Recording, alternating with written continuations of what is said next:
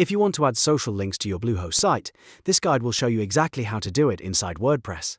Whether you want to add Facebook, Instagram, YouTube, X, or any other profile, this is a simple way to make your website look more complete, more professional, and easier for visitors to connect with you. If this tutorial helps, make sure to hit the like button and subscribe for more easy website tutorials like this. Let's jump in. First, log into your WordPress admin dashboard. This is where all of your site settings and design tools live. Once you're in WP Admin, look over to the left-hand menu and go to Appearance, then click Editor. This will open the Site Editor, which lets you make changes to different parts of your Bluehost website without needing to code. Now you need to choose where you want the social links to appear. Most people place them in the header or footer because those areas show up across the whole website.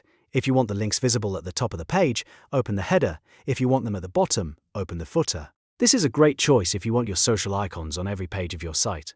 Once you're in the right section, look for the plus button to add a new block. Click the plus icon, and in the search box, type Social Icons. When the Social Icons block appears, select it. This block is designed specifically for adding social media links in a clean icon format, so it's usually the easiest and best-looking option.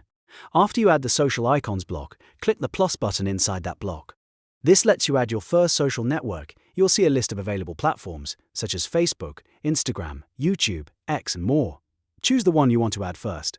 Then you'll be prompted to enter your profile URL. Paste in the full link to your social media page, and then click Add. Now repeat the same process for any other social accounts you want to display. Add each one individually, enter the correct profile link, and make sure each icon points to the right destination.